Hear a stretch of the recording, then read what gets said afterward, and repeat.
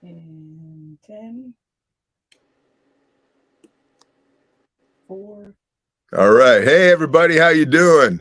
Welcome to another Blues Against Hunger Society Talking Blues. And today we're going to be talking blues with Vanessa Collier right here.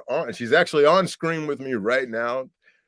And we're really happy to have her. I would like to, I would normally start this out by introducing her as, saxophone extraordinaire or saxophonist extraordinaire or something like that. But that would be so understated, it wouldn't even be funny, because when you find out what she is and what she's accomplished, and it is far beyond that. Horn Player of the Year, not just 1 year, but 3 years. Best Female Artist of the Year, Contemporary Blues Artist of the Year. I'm finding out not only that, but 8 BMA nominations. The list goes on, including, and this is one I really love, is a first place international songwriting competition, which to me is amazing, because that not only can you express yourself through the music, but you can express yourself through words, which sometimes in many cases is more difficult. And to be able to do that better than anybody else, that's pretty awesome. And the other one that I find, because of what we do in our organization, is the Jamminist Pro Award on the Rhythm and Blues Cruise. How do you get to be the jamminest? I mean, I would think that whole cruise is all about the jam, and you are the jamminest of them all. I mean, what gives you that title? I guess I sat in with enough people. So it really just depends. I just think on that cruise, it was one of my first ones too. I was just like sitting in wherever anybody would have me. I was like, yeah, sure, absolutely. I'll play horn parts, a solo, whatever you want. So that was that one. It was great. It was awesome. That's pretty amazing. And on that cruise, what would you say was one of those big highlight moments where it's like, wow, you look around and you go, I can't believe this is happening. Do you have one of those? I mean, everybody's fun to sit in with. One of the things from I think that was my second cruise, maybe it was my first. And I think for me on that one, the horn player, so it's Mark Earley and Doug Wolverton, and they both just were every single time they were on stage, they were like, come on up. No, you lead the horn parts. No, we're following you this time. And that's just such a rare thing, especially I grew up playing in all sorts of different bands and groups and going to jams and stuff. And most often, when you're the female horn player, nobody wants to hear from you. They kind of stay over there. And so to be welcomed in by these two was I was so surprised, but I love both of their playing. And so to be called up and just continually kind of being this horn force with the two of them. And Randy Oxford was on trombone as well. That was wow. That's powerful. Oh yeah, exactly. Is that the same cruise that I understand that at one point Buddy Guy got lost. He forgot where he was because he got mesmerized by your sax playing? Yes, I think that was a different cruise. They all kind of have been on so many. I can't remember which one was which, but I did get a chance to sit in with him on one of them, and it was a lot of wow. It was just trading licks back and forth, and I think a little bit off guard. So wow, that would have been wow. You could just check off all of my bucket lists at that point and say, okay, everything from there down is taken care of. Totally. That's pretty cool. So, in terms of your music, where did your musical journey begin? I mean, how did this get started for you? So I mean, I started playing piano when I was 8. That was kind of how I connected with music. And my mom always says man, you would just come home and fiddle on the keyboard. And then I'd practice too. I'd practice what I was supposed to practice, but I'd fiddle around a lot. Right. And I just ended up really not liking the teacher. So my mom dragged me into the piano lessons, kicking and screaming every week for 6 months. And then I was I just want to quit. I just want to do it, So Fortunately, she did let me quit, and then like I heard someone play saxophone on like a sitcom, a TV sitcom that I used to watch after school, and it was just one episode, and the dad pulls out like a tenor saxophone, and it was just, I say this every time, it was like a whiplash moment. Like, what is that instrument? I need to know everything about it, and I have to play it. I have to play it. So to my mom's credit, after like 6 to 8 months of begging her, like, no, I won't quit it like I did piano, she rented me an alto sax. And I was in fourth grade. So I was like 9. Wow. It sounds like that was in you anyways, because even though you didn't like the teacher and even though you weren't into the instrument that much, you still wanted to fiddle. You wanted to fiddle. So the music was there. Totally. You just hadn't, your medium, you hadn't found the medium yet. Exactly. And then I found saxophone, and kind of everything kind of took off. You know, my elementary school teacher was like, man, she's like, people don't take to saxophone like this. You need to get her lessons. So I started studying with like, he was in the Army band. He was a clarinetist for the Army band, because I grew up in the Maryland area. So you're really close to all the Army. Oh, yeah. You betcha. All those bands. And then after a year, he was like, to my mom, I didn't know this till later, but he's like, you've learned everything I can teach you. You need an actual saxophone teacher. And my middle school band director at the time knew this guy, Chris Fadala.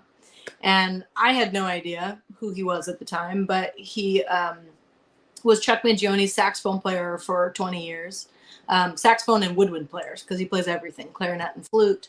And then he was also first call in the DC metro area for everyone coming through town. So he sat in and played B.B. King, Aretha Franklin, Stevie Wonder. I mean, everybody. He was kind of the first call.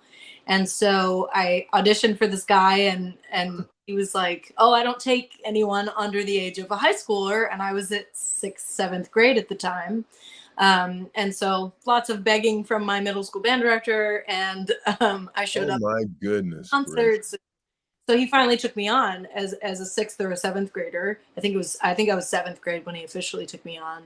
And then he laid the foundation for me. So all the joy in the horn, like we would just sit and play duets, and I would just love it. I just like try and be him. And, you know, I learned a lot of his solos, and he just taught me. Wow. So would you say that he was probably, I mean, maybe your mom was the start of it all and got you going and pushed it in, and that he may be one of the most influential musically for you as a child? Oh, absolutely. Still is. I mean, I didn't know that you could play music for a career until I met him. And then, you know, the other side of it too is that he's like, everybody has to teach. One, it makes you a better player, but two, like you have to have this balance between performance and something else. So usually that's music education. So I got asked as a outgoing 8th grader into my freshman year to teach an incoming 6th grader. And I've taught lessons to students ever since, you know, so it's a way to kind of give back, as you were talking about earlier, of like Always people going, you know. Yep. Giving circle. So, you know, both from a playing perspective, from a respect perspective, from joy on the horn perspective, and also music education, that all came from Chris. So do you find yourself learning from teaching? Absolutely. Yes. Because you never know, like, you're so far removed from the beginner process that sometimes kids are like, they ask this question that you're just like, oh man, I've never thought of it that way before. Exactly. They have a perspective that you've never really had. That's amazing. And so everybody learns different too. So you have to learn different ways to explain things and different ways to come at it so that you can serve everyone well, you know, and just start to know like, oh, this communication is great for everyone. And this is great for people who are visual learners. And this is great for people who need to hear everything, you know. So there's a lot of learning going on. That's why I love it. Well, you've been involved now with BMA and their the blues in the schools, and is that part of that with you? I mean, did they reach out to you, or is that something that sounds like that's something you've been doing for a very long time? So this is a natural. Yeah, so I kind of got asked to do it. I wasn't familiar with the program, but I want to say it was 2017 probably. I went down to Dothan, Alabama, and played a show down there. And they were like, you know, there's this thing, Blues in the Schools, that we bring in different artists to play for kids. And so I think we did 2 different events of about 80 to 100 kids. And they each one that I've done has been very different. Sometimes it's playing, sometimes it's talking, sometimes it's mentoring a jazz band, like, which is what I just did like last week. So it's all very different, but what I love about it is, you know, you get to teach sort of the foundations of the music, of every style of music, because nobody understands, or a lot of people, especially kids that age, don't understand that everything that they hear is based on early blues and gospel. It all sprouted from that, you know? And so it's really fun to like take and try and trace the lineage back and like teach them just about passion and going after what they love. And that's usually my message. It's just like, whatever you go after, I hope that you love it. Yeah. Because it makes life way more enjoyable if your work is something that you love, you know? Absolutely, no question. Yeah. And do you think you learned this early on? I was researching and trying to learn more about you myself, and when you were a young kid, you were kind of an introvert, and from what I understand, do you think that was a positive for you? Because obviously, if you don't look like, you're not acting like any introvert I've talked to. So. But do you think that had a positive that had a positive influence on your music and your ability to study and your ability to really stay focused on that for that period of time in your life as you were going through school? Absolutely. I think there's something to be said for being quiet and not talking, you know? You really get to watch, and that's something that I actually love and don't get to do much of. It's like, I just really like to be the fly on the wall, sit in the corner and kind of just like watch and see how people interact. And then if I have my 2 cents, then I'll put them in, rather than being like the main person all the time, having to have the answers, having to talk, having to, you know, that's really not where I feel like I soar. So How do you feel about that musically? Are you the same way musically? I mean, do you sit when you're on the stage and they're like on the cruise, for instance, and you're listening to all these people around you? Are you doing the same thing? You're just being quiet and you're listening for those moments? I mean, are you doing the same thing? yeah, I mean, I think that is how I'm built, is I'm trying to listen and respond, you know, if I need to. But if I can just listen and just understand, then I can actually, when it does come time for my solo, then I can actually say something maybe worthwhile. You know what I mean? I think I'm always trying to just listen first, and I don't have to have my 2 cents in there. And I think that's something that's a little bit different from a lot of artists who are extroverted, where it's like they always have something on the tip, you know, they always have something to say. But I try to be really thoughtful about how I build a solo. What am I saying? Is it, you know, is it super intense, or is it lighter and more ethereal, or, you know, any number of moods you can kind of get to. And I think it makes it so that the music is not so one note. If you're listening and responding to everything around you, it's also super fun. You know, it's like you build this sort of like bond with people when you pick up what they're putting down. You know what I mean? Absolutely. And I mean, it's kind of you become one. Yes. I mean, that's what's it's like, you know, and it's the closest thing you can get to like that feeling of love, you know, when you become one with somebody else. Get the oxytocin flowing. Let's go. Absolutely. So sounds to me like, you know, with school and your movement and what a network and a connection that just flowed through was just incredible. So during that process, you ended up at Berklee School of Music. Was that already there? I mean, were you already targeting that, or did that at some point somebody says, oh, here's where you need to go? Yeah, so I actually did not like Berklee the first time that I went. I did like a summer program, and I was just like, this school is not for me. I don't like it. It's a huge school for guitar players, you know. Yeah. So the first time I went, I really didn't get a good glimpse of what the woodwind department looked like. And so it was one of many schools on my radar because Chris was like, hey, if you want to do this, you should go to school for it. And here are the top programs you should apply to. Here are the second tier programs at that time. And just apply to all of them, see where you get in.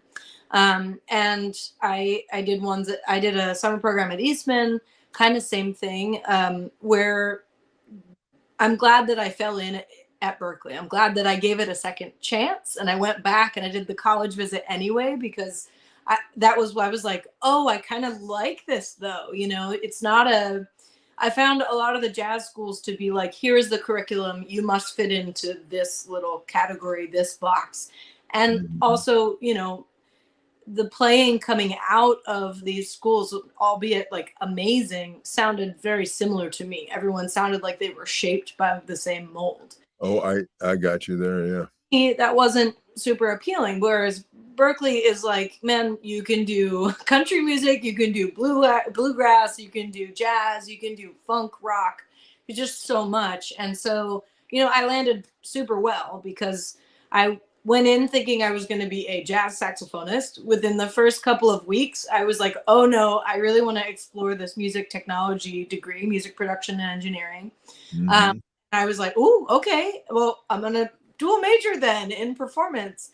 And then later on, I got interested in and took like a James Brown ensemble class. And that got a whole other, oh, this whole funkin' like on the one thing is super hip because it's rhythmic and it's more melodic based than trying to play through a bunch of chord changes. And that just spoke to me. So, you know, I learned a lot. It really just, what I feel like that level of education should do is not confine you, but open you up to creativity and ideas and thought. And exactly. Yes, exactly. So it sounds like that's what you got. So, yeah.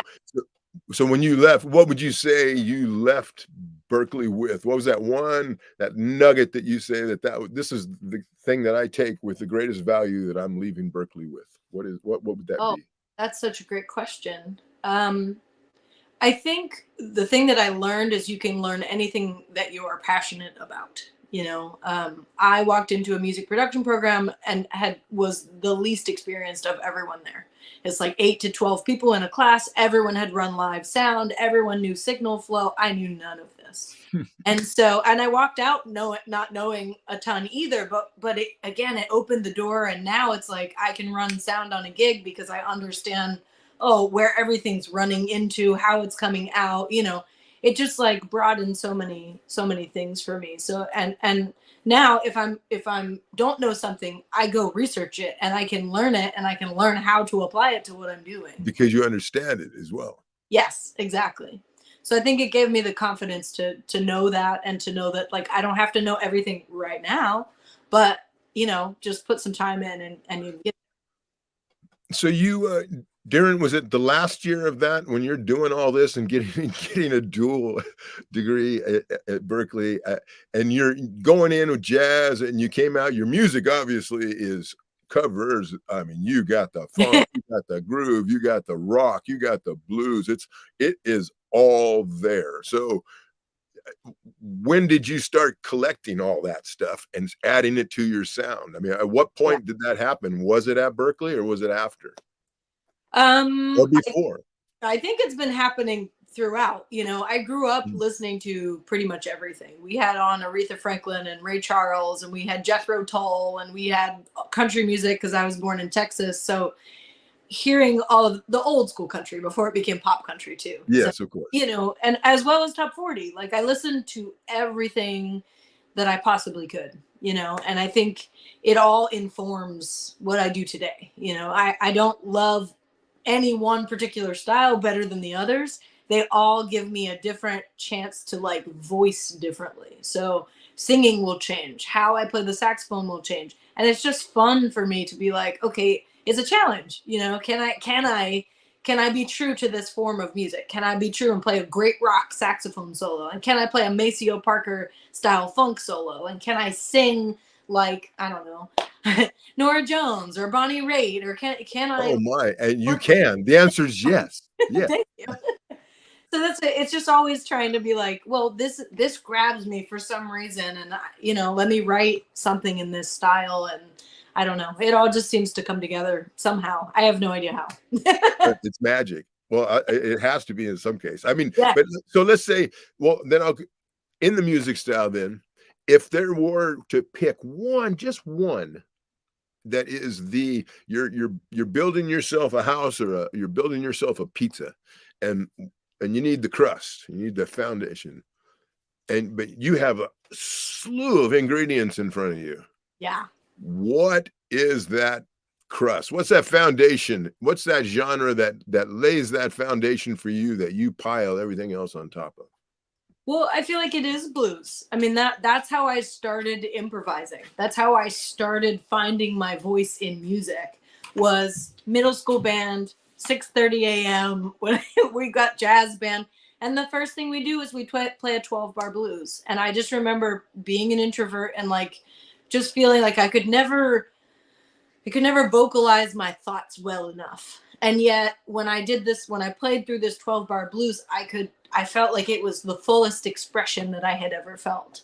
And Wow. so, you know, I just feel like that is what gave me this idea, you know, this semblance of an idea that I love music, that this is my form of expression. This is what I should be doing. I think it all started there. And then, you know, like really coming back to it, like my last year I started touring with Joe Louis Walker, and he's another one that's like, he does gospel, he does rock, he does blues, he does funk, he does everything. And I was like, this is for me. This is totally what I am built for. And didn't he ask you to say, hey, you need to do this, girl. You can do this on your own. You don't need me to help you do it. You can do this yourself. Absolutely. He's been someone in my corner from day one. So, and there's not many artists that will let you get up on stage and take time to build a solo. Most of the time you hop up with another artist and it's like one, maybe two choruses and you're done.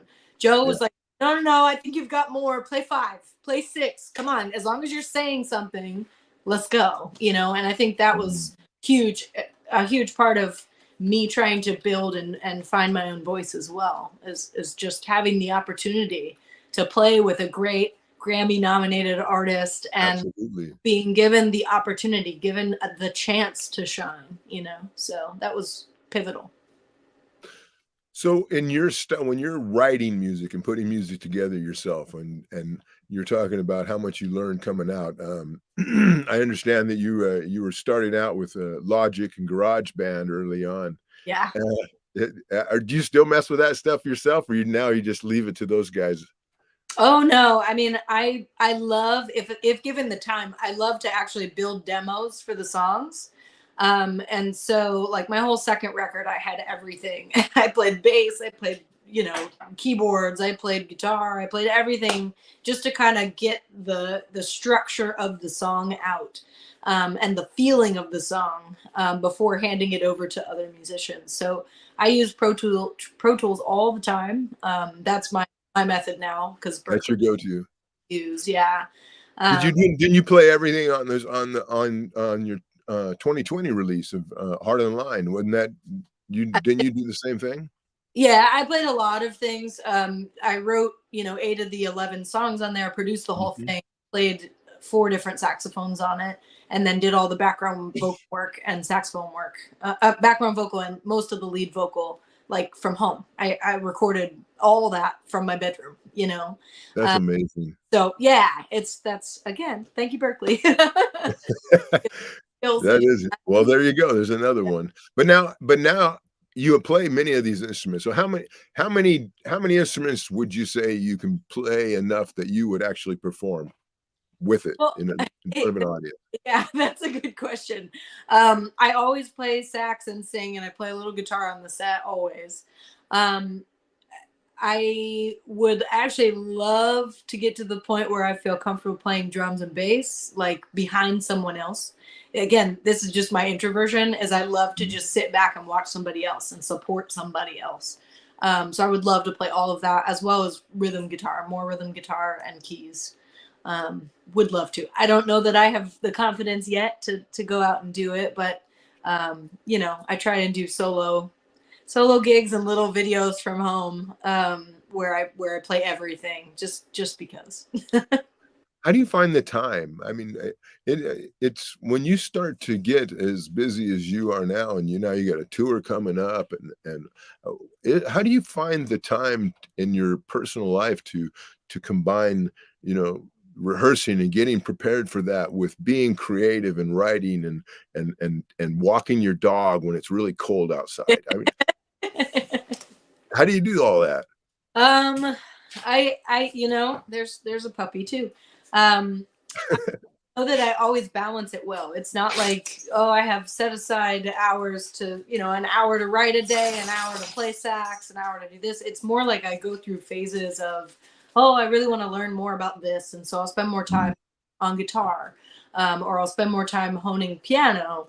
And really what I've found is that when you play other instruments, it informs your main one. So it actually makes you better regardless of what you do. So I won't pick up saxophone for 3 weeks, but I'll sit down and play piano. And when I go back to saxophone, it's like, oh, I play it totally differently. I've added something else to my repertoire. So it's more so, yeah, trying to find the balance, but I can't say that I find it well all the time.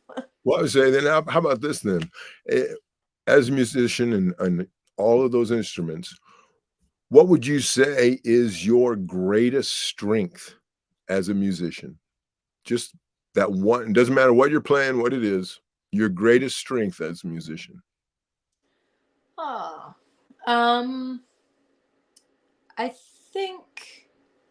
I think in general, just having this sort of sixth sense about what needs to be there. I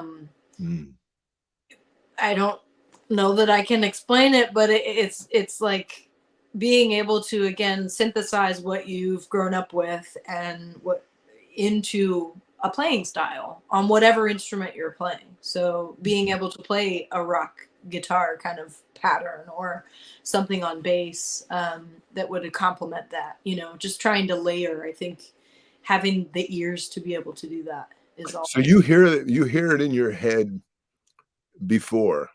So okay. So that's where it is first. Yeah. So when you're ready to get it out of there, what is it? What do you do first? Is it a melody? Is it a lyric? Is it a rhythm? Or is it a combination of all, and then you just kind of grab one that you have and then try to work the others out? Or yeah, it's been, every record has been different. So my first record was a lot of like songwriting class assignments, actually. Like the 5 that are on there were like songwriting class assignments. And so it all depends. Sometimes it came from a lyric writing class. Sometimes it came from the songwriting per se. And then I would have the melody first, or I'd have the chord progression first. It really, or I'd have a rhythm that I like, a drum beat that I like. I've written to drum beats quite a bit. And so then you kind of just, well, what is this song about? What is this song? What is the feeling saying? And then you kind of write towards that. And then you just edit and edit and edit and edit and edit. Like until you get exactly, and just keep following that ear. Exactly. Yep. Is there somebody standing over your shoulder when you're doing this saying, hey, I mean, do you have a that soundboard that you can bounce these off of, like that 1 or 2 people that are kind of always around you that you can share your early sounds with? Yeah, I mean, once I get it to a certain point, I will share it with my mom, and she usually gives me a very candid, like, yes, no, kind of like this, Oh, that's cool. which I think is great. She's like got a great ear for music, but she doesn't play. Yes. Which I think is more like the audience. You have to trust your audience's feeling. If they're not getting, if they don't get it, then you're not doing something right. You know what I mean? It's not like, I know a lot of people are like, oh my gosh, you went to Berkeley and you must know so much. And it's like, if I write something beyond an audience's, capability, which doesn't happen, but I'm just like, yeah. If you write, they don't get it. If they don't get it, it's not a song. It's not. It's too complicated. Everything should be very simple, very straightforward, and the feeling should be the predominant thing. If the feeling right, whether it be in the lyrics or whether it be in the melody or whether it be in the the harmony, it's just not right. So that's That's my 2 cents anyway. Well, you want it to get in there and you want it to stay. I mean, whatever it is, to get it into that person's head. So they're either humming it, singing it, or tapping their foot while they're driving down the highway. Whatever it is, that's not an easy thing to do. No. That's pretty difficult. And you know, but what I loved about listening to the latest album of yours, I liked the fact that I was moving through. It wasn't like listening to another of the same song, you know? Yeah. And you get that a lot. And I didn't get that at all with you. And I love that. Yeah. So what motivates you then? What motivates you to write a song? I mean, do you ever get like, you wake up in the morning and it's like, damn, I've had my tea or my coffee. I've done whatever, and I just don't have it. What is there something that you do to get yourself sparked? So one of the things that I love to do, and I'm trying to get back into the habit of, is doing these object writes, which is something I learned about in my lyric writing class, where you basically pick an object, any object, and you write from your 5 senses.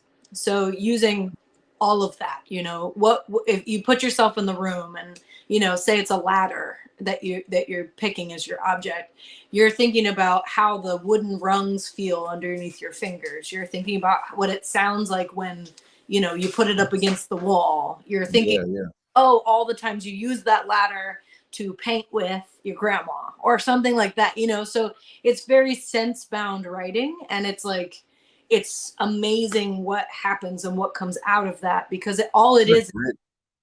Oh yeah. It's a great workshop. It makes you more aware. Yes. Yes. So you walk through the world, like once you do that, if you do it in the morning, you walk through the world and you're just like, oh my gosh, that bike could be da da da da da, and you start writing songs. Oh, that's fabulous. Fantastic. Wow. That is wonderful. Yeah. Well, don't do that in Colorado, because mushrooms are legal there, and boy, there goes your whole day. There goes your whole day. Yep. Oh, that's hilarious. That's great. So, I got a question for you then. Hey, can a musician be a musician without playing an instrument? Absolutely. Yeah. Wow. Absolutely. Yeah. I mean, I honestly think like vocalists, really, really great vocalists are under. Oh, that's an instrument that without question. You count that. Oh yes, absolutely. That's an instrument. So let's say including the voice. Okay. So, great. Yeah, I think so. I think there are a lot of people walking around that have no idea that they are actually musical. That's my 2 cents. And those people to me are musicians. You don't know what's going on in people's heads, but they could have written the next hit song and you have no idea. Like oh yeah. It's really just about belief, you know. And to me, musicianship is you can hear it in the spokes of a wheel, like a card hitting the spokes of a wheel. That can be not an instrument, but it can inspire you to, oh, this sounds like a Roomba. This sounds like I don't think you have to play anything to actually feel music, to be changed by music, to understand it. I think everyone and to be wonderful. That's very. It's a constant debate. I hear it all the time, and I just love to I just want to, so somebody opens up GarageBand and starts making loops, and producing, and the music, and what comes out of it is music, and it's enjoyable, and we all listen to it, and we all love it, and that's a musician. Yep, absolutely. Yeah. There we go. That's the answer right there. So let's talk about performing a little bit. So is there a time, I mean, as an introvert, as a kid, obviously you've worked that out. So, and when you get on stage, is that therapy for you? Because there is no introvert there at all. I've been watching some videos and there is no introvert. So do you hold it in till then? Or is that just always been that way? You get out there and you feel it and you go with it. It's always been that way. It's always been, okay, what have I gone through and what do I need to get out? It is literally therapy, of it's not always playing through bad things. It's also like celebrating joy and elation, you know. Mhm. But that is, I have learned how to appear to be less of an introvert than I am. And You do talking that. and performing, it's, I took this class, two classes actually in college with Livingston Taylor, and he teaches stage performance. And so, you know, me being, I say that I'm an introvert because there are some nights where it is harder to open up to express, fully express, because all I want to do is be home and alone, you know, like in a room, Yes. small and reading. Yeah, you can't always be in that mood. And you can't. It's great to No. be pulled out of it, you know. And I Mhm. always, if I start the show feeling that way, by the end, it's like, I'm so glad, you know, I'm in a Yeah. different. So, you know, I think it's just about learning how to physically get your body into those places where it's like, okay, if I actually physically open up, then I also mentally and emotionally do as well. The physicality will allow the rest to come through. And so that's You what know, I'm. I have a, because I tend to move around in my moods, Yeah, but I'll tell you what, when I do have 1 or 2 songs, yeah, and it doesn't matter. I could be in bottom, and I yeah, put it on and I play it. I'm good again. It's like the sun comes yeah. out and it changes me. Yep. Um, do you have 1 or 2 of those? Yeah, they change. They do change, don't they? Anytime Yeah, I put on Bob Marley, yeah. like it's a whole different day. It's super relaxed, super fun, you know, just very lighthearted.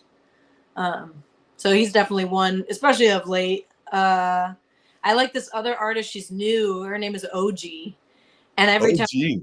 yeah, OGI is how it's spelled. Oh, I love that. That's kind of a oxymoron right there. Yeah, You got exactly. he's a new OG. New OG, absolutely. Yeah. So she's been on my mind as well. So it just, yeah, I definitely have those songs. Whitney Houston, I Have Nothing, that always gets me. We have a question. We have a question coming It's on in. the screen. Oh, there's a question on the screen. Can you see a screen the screen Yeah. right there? Do you use What's any the question? tools to write songs? I'm assuming this kind of means like drum loops, or I'm not. Do- The question is, do you use any kind of package tools to write songs? Um, you mean I don't quite understand that one. Like a You were talking about GarageBand. because we were talking previously about GarageBand Sure, and loops Logic. in there, I'm assuming. I'm assuming, do you ever use loops or samples in any of your music ever? I guess. So I've never used it in the music that I've released. For sure, when I was in high school and like unsure how to write anything, that's how you start. Is you start layering Absolutely, loops together, and that's sort of how you get a sound, you know. But in general, absolutely, everything that I put on a record is going to be either myself or someone else playing it. Yeah, absolutely. Okay, and I guess that was a question, Yes. but yeah, thank you very much for the question. absolutely. So have you ever had an opportunity where when the audience seems disengaged or the audience you're not connecting with them or do you have some sort of formula that or something that you do you stop and try to engage and speak to them or do you have a song you throw in there that you throw out there that really shakes people up or what kind of thing do you have for something like that? Yeah, so I think that depends on the situation always. Always, yeah. Sometimes when you're playing like a bar gig and people just think that you are a bar band, they're going to talk over you anyway. So mostly at that point, it's just self-preservation of not trying to scream and shout over anybody. Like that's just, you got to save the voice. You got to be smart about it. But Yes. you know, we don't play that many gigs like that anymore. I don't think any. And so we're largely going to places where people are already listening. But They're you know, there because they want to see you. they want to, which is a Right. blessing, you know. Oh, There's always like, I always take a poll of who's seen us before and who's new, and some shows it's like 50-50. A lot of shows are actually 50-50. Sometimes there's only like one or two new ones and that kind of thing, and But you know, 50-50, that's amazing. That is fabulous. I know. I love it. I don't know how it happens, but I'll take it. Wow, that is So, incredible. so yeah, but sometimes you can do it in how you play. You know, sometimes you'll be playing a gig and somebody's talking, and you just all of a sudden like get the band to hit one thing, and you come all the way down. Like most people think if it's loud, you need to get louder, but most of the time, you actually doing the opposite will grab people's attention. It's Yep. that shouting to whisper thing. So Yeah, because immediately their ear catches that difference, and it's like it's all gone all of a sudden. Yep. yep, absolutely. Yeah. So, and all these musicians you've talked and played with and performed with and toured with and such, are there anybody that you haven't that you would really love to? I mean, do you have that one, man, I would love to collaborate with this person? I have a few. I have Bonnie Raitt is a huge influence of mine. I love her. I love what she stands for as a person, as a human. But I love her music as well. And I think there's no one better. Like her vocals to me, somehow she gets better live. And I just want to be I want to experience that. You know, I would love to just be on the stage singing backgrounds. I don't really care. But Okay, Bonnie, keep listening, Bonnie. yeah. So she's one. The Wood Brothers is actually another of mine. I love that group. I've seen them. It's my favorite live show. Maybe, yeah, them and Trombone Shorty are probably my two favorite live shows. And then I had one more, but I forgot it. So anyway, off the top of my head, those are definitely two powerful groups for me. Well, since we're doing off the top of the heads real quick, give me 3 artists on your playlist right now. Top of your list. What are you listening to right now? So definitely OG. That's been on my list. I listened to some D'Angelo recently. And who's the other? Who was I listening to earlier today? Well, Bob Marley was yesterday, so we'll go with Bob Marley. Okay, cool. Are there any old school artists that you go back to once in a while? Like the Etta James or the whomever. One of the old schools. Do you ever go back to there to reminisce sometimes, or listen absolutely. to them all the time? All the time. I think you can find inspiration anywhere. So Sun House has been huge for me. That's awesome. And with the slide stuff, like I love R.L. Burnside with the Mississippi Hill Country stuff. I love that. Love it, love it, love it. So I go back and try. Like I don't want to listen to the same thing over and over. I do when I want to learn a record, but in general, I want to pick up different things. And so I'm always. Well, you did. How'd you like that resonator? I mean, how'd that play for you? Yeah. Was that cool? It's super cool. So I didn't know how to play guitar when I bought that. I was like, I am going to play slide guitar, and this is the guitar I'm going to buy, so I can do that. And I love this, so I'm again constantly trying to learn and mess with, like, my favorite song, When It Don't Come Easy, the favorite song that I've written, came out of just like starting and hearing an Eric Bibb song. Yes. I am my maker. I am one. I forget what the actual title is, but he had this one line, and I was trying to learn what it was, and I didn't know where anything was on the guitar, and I kind of landed on something similar, and then I was like, oh, this is a great start to a song. And so When It Don't Come Easy was born. So yeah. That's awesome. Yeah. That's great. So it's like, you're going to experiment with it. It's like, I'm going to get this instrument. I'm going to learn how to play it well enough, and I'm going to put it on my album. Exactly. Yeah. I was like, okay, I'm going to mess with the new tuning. No idea what this means. No idea where anything is, but here we go. But you do now. And it worked out. Well, kind of. enough, So let's talk a little bit about what we got coming now, because you're about ready. It sounds like in January which we're only a couple of weeks away. Yeah. You're going to take off on a big tour. Yes. Yeah. January, February, March are like packed, which is great. Yeah. I saw that you almost every single day. I mean, I noticed that you had looked like almost a week off in Texas. I was thinking, oh, maybe she's going to hang out in Texas because she's from Texas. I don't know, or has family or friends or something. Yeah. But but other than that, it seemed like I missed a couple of days in Florida and a couple in Texas, but you were just Yeah. you're going to be moving. Oh yeah. And that's a live album too. Yes. Yeah. So I released the live record in September, Mhm. and it was just a culmination of where the last 6 years of touring has taken me, and landing with this fantastic band. And I love how this record came out. It came out exactly like I wanted to capture the live energy, the live. I don't know what these songs have become, because some are Oh, from I see. record, and we've pushed the tempos and they've become this whole other thing. They've taken on new life. And so it was like, well, I want to capture that. And I was constantly told, like, your live show is just incredible, like your records are great, but your live show is incredible and you should capture that. So I Get find that live energy you can't get anywhere else. And now everybody in the world knows that because of COVID. Thank you very much, COVID. totally. That that you just don't get it. You can't. Everybody was trying to do it, but Yep. nobody could do it. Yep. And everybody that had the technology, the money, the skill, the everything to try to accomplish it couldn't do it. Yep. And so I thank goodness that we can still all do it again out there live. And Goodness. I really do want to see your show. There's no question about Yeah. it.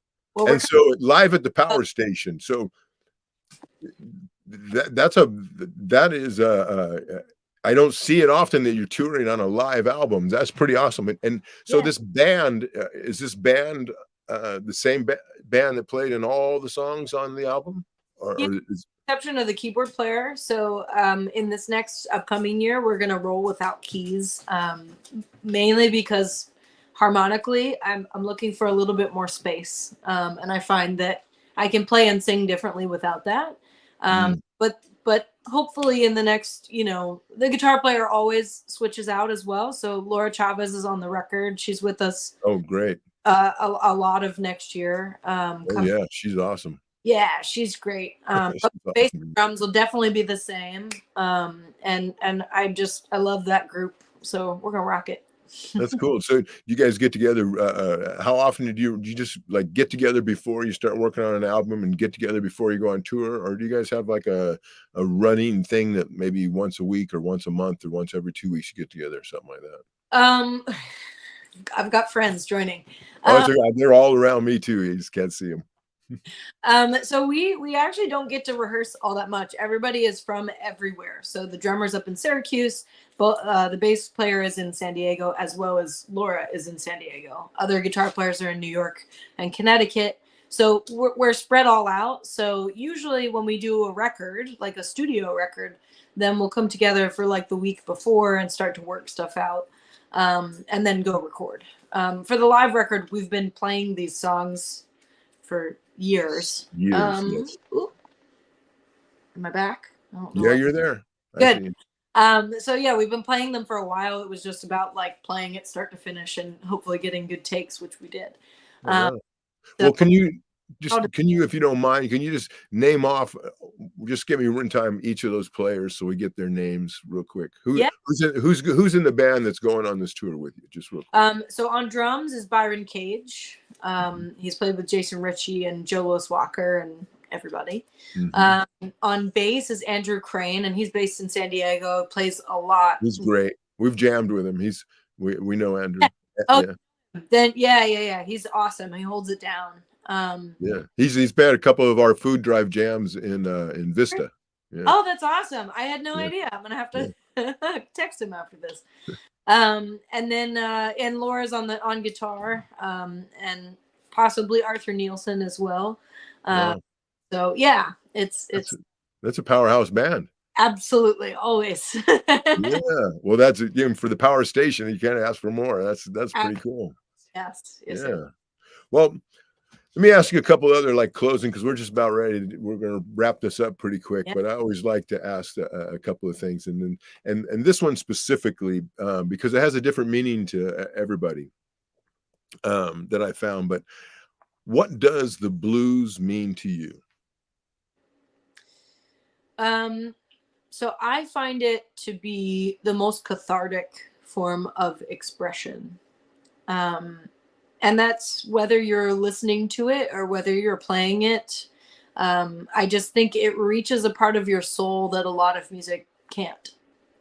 It just is visceral. It is like you can just feel it. You can feel it in the tone of the voice, in the tone of the guitar. It doesn't matter if it's out of tune, in tune, whatever. It's just something about it is super, super real.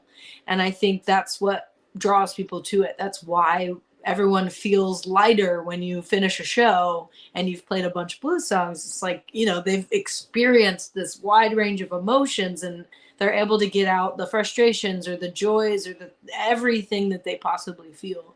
So to me, the blues is the expression of fullness in life. Wow. Exclamation point, right? Yeah, right here. Here you go. I mean, I don't know if you can see this or not. Yeah, there you go. Yes. There you go. There you go. Yes. Love it. There we go. I didn't know if you could see that or not. Yeah. But blues is the answer.